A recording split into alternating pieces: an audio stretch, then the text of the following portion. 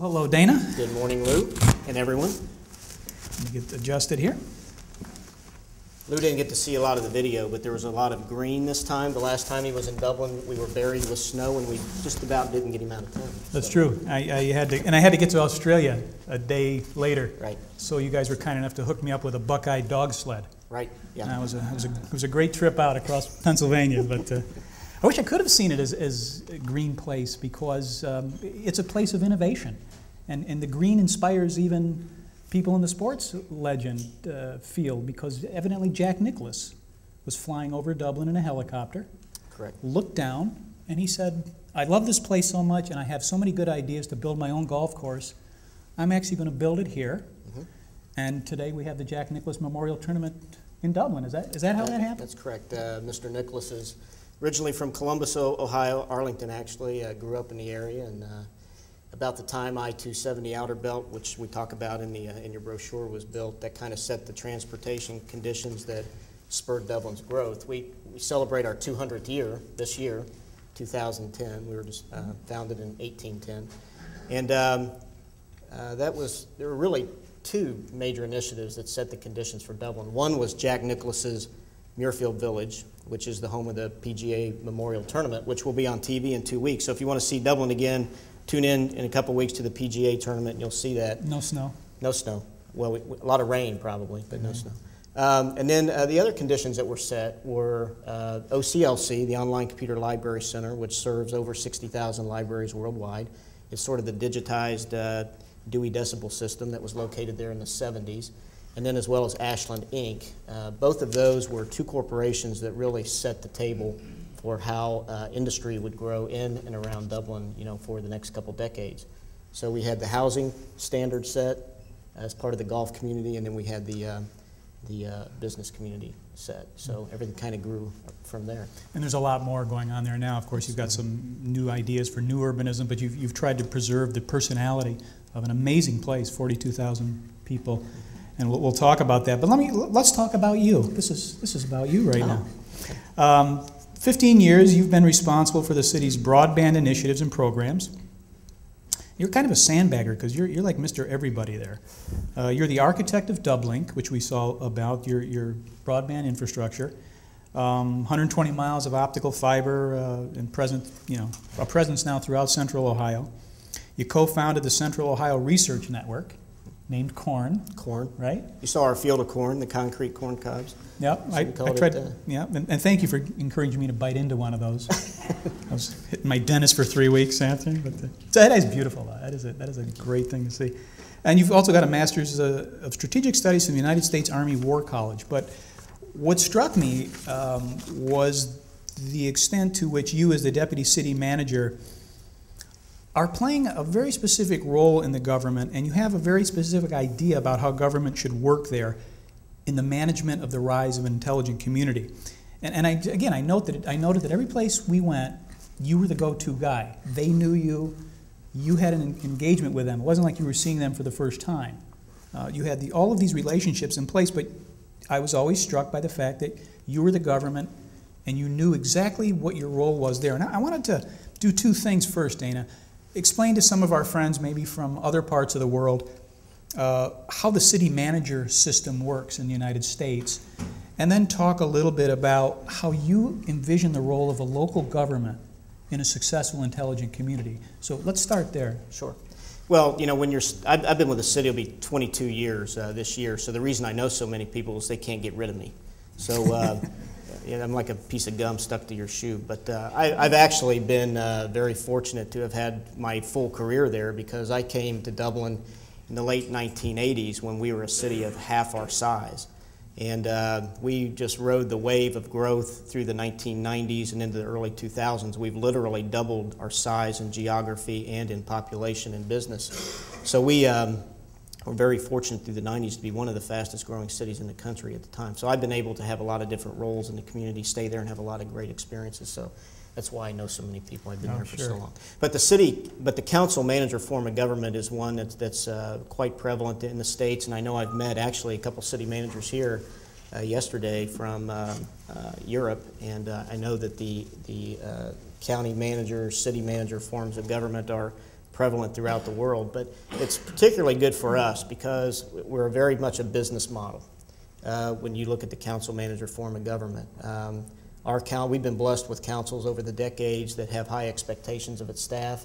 They demand innovation, and our residents do as well as our business community. So being a council form of government with those kind of demands of innovation and running your government like a business, I think set the conditions for great things to come in the future, in past and future generations. The role of our city or the council manager form is really backed and supports innovation because we are a charter city and we have a lot of home rule authority in the state of Ohio, which means we can kind of make up the rules as we go, as long as we don't violate the Constitution too much and wind up in court. But we get away with a lot, I think, and that really adds to our ability to innovate. So that, coupled with a very transparent government, and I heard Chris talking about Arlington and how they are a big county, very dense, big population, but act like a village, really resonated with me because that is how we function as a smaller city. And it's that transparency, it's our city councils over the decades that have set vision with planning, involved our citizens through their boards, commissions, committees, task forces, homeowner associations. We have a very active population, very fortunate to have a very highly educated population and one who is very demanding. Yeah. And that forces us to rise to the occasion. Yeah, 80%, I think 80% of your citizens have secondary degrees, right? Correct. So that's a high population of smart people for an intelligent community, especially, even I should say. But again, I want to just, the history of engineering there. I mean, Ohio is the state of invention to Americans. That legacy, permeates through. You do a lot of collaboration. You invent a lot of stuff. You're re-engineering your educational systems. You engineered a whole new network and a concept for it. As someone in the government, although not an elected official, as you say, you think like a business person.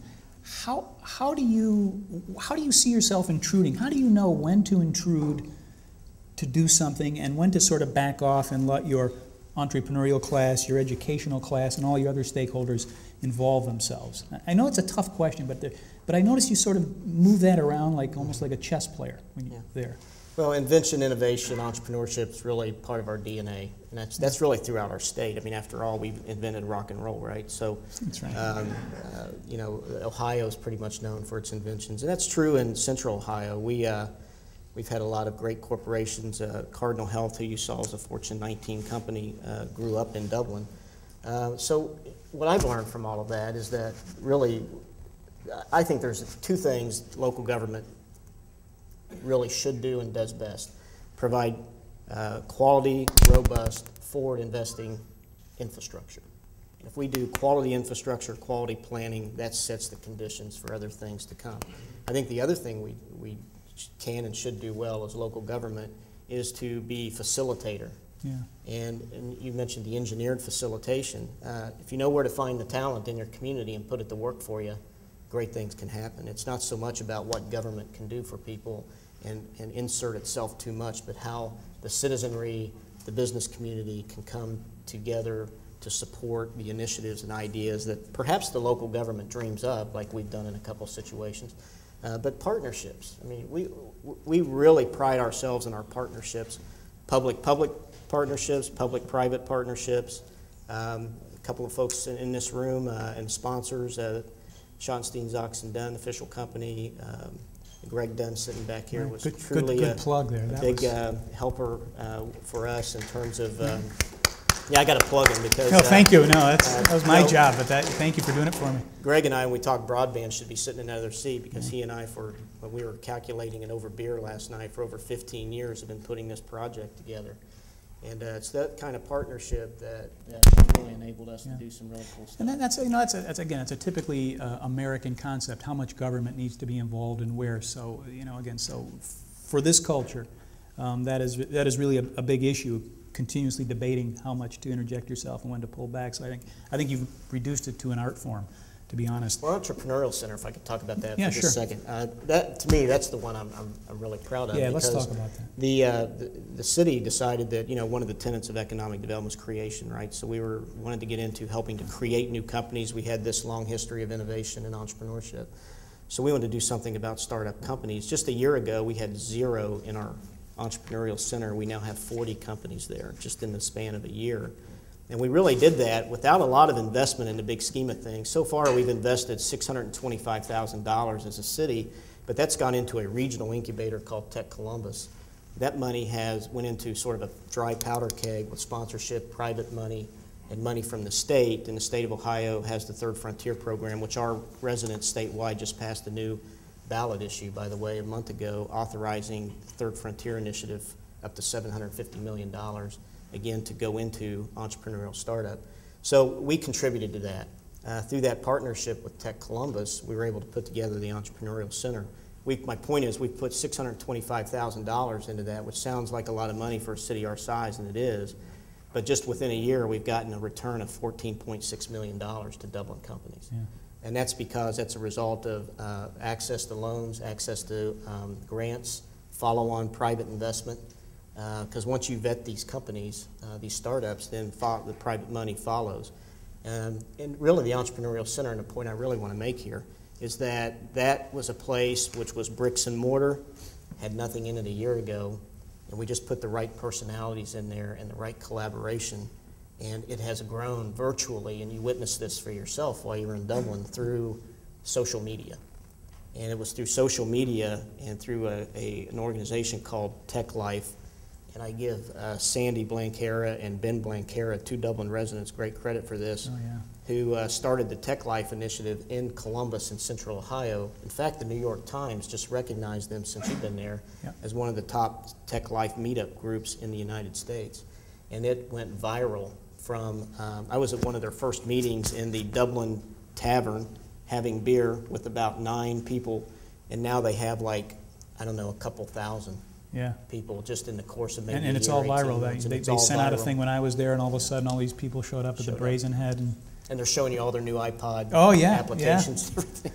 And they were actually having meetings there over beers and stuff, and kept looking at me like, what's that guy doing here? And that's all we do in Dublin, Ohio, is we do Irish dancing and drinking beer. So that's, in case you didn't pick that up. And grow businesses. And grow businesses. Despite all those, a little of that. Despite all those big companies you have, even it's the home of Wendy's, even your average company, to go back to the Entrepreneurial Center, is I think 7 people. Yes. So, you're picking up on this wave of the requirements to create job after job after job through business after business after business, and they're beginning to structure it. And the one thing I also picked up was that there are a lot of different financing mechanisms that you guys had put in place, which is really important, because you can have all the great ideas in the world, you can start all these businesses, but if they can't get off the ground, if they can't grow locally, then they're probably going to come here, or they're going to go out to the West Coast, or Canada, or China, who knows where to grow. So you guys have thought that one through as well. But now, is that a government initiative, or do you coordinate that, or how is that? That is, in a sense, and obviously we're very proud of our iconic companies. We had Nationwide, Wendy's, OCLC, and Cardinal Health, and others that are sizable, thousands of employees. But as Lou said, we have nearly 3,000 businesses in our town, and the average size is 7 people. So it still goes to show you the power of small to medium-sized businesses, and we've always said small business is what drives America, and we're just a reflection of that. But we definitely take an active role in trying to help these startups and these new companies, because I'm just a big believer that the next Cardinal Health, and while it's not important that we have a next Cardinal Health, just the next successful business creating jobs is sitting in a cubicle in one of these buildings, big office buildings we have, and my job is help to facilitate by bringing the resources together so that that idea in that cubicle can be the next Cardinal Health, if that's what they want to be. Right.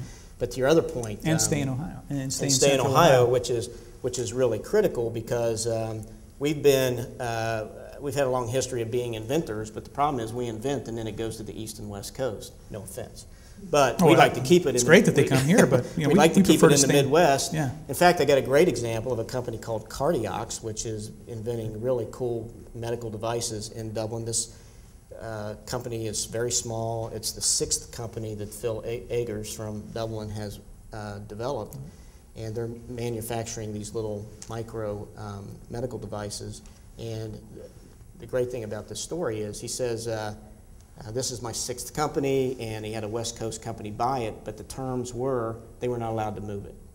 So they hired the West Coast CEO who was relocating his family to Dublin. Right. And of course, I got an earful about how he got a ticket from a police officer in Arlington on the way to Dublin. But he's staying in Dublin, he's moving his family to Dublin, and he's going to grow this company in Dublin, and he's committed to do that. So that's the kind of story that we're trying to achieve over and over and over again. Yeah, and he's the kind of guy who is sort of in your DNA. I mean, he's engineering companies, he's a serial entrepreneur, and you know, all things being considered, you want to build a nice community and create a nice condition for him to stay there. Correct. So that's really important. So I emphasize the importance of local security when he got his ticket. So.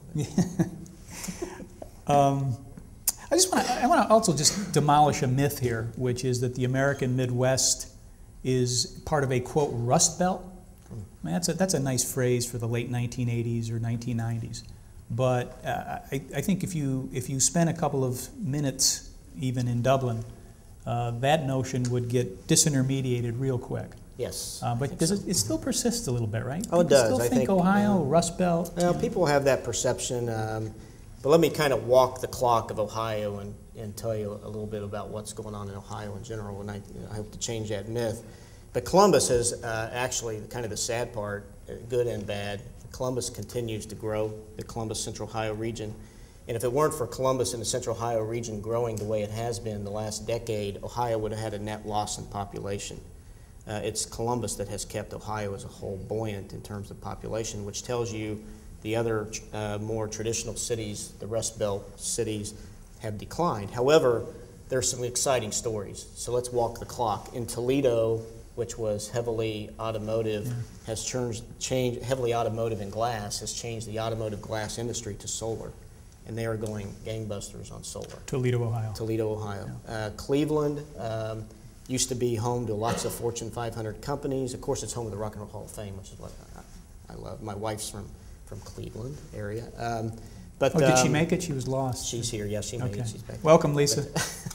But Cleveland has had its ups and downs. But the exciting thing about Cleveland is the Cleveland Clinic and the other great universities that are there that are doing fantastic stuff in the world of worldwide medical research.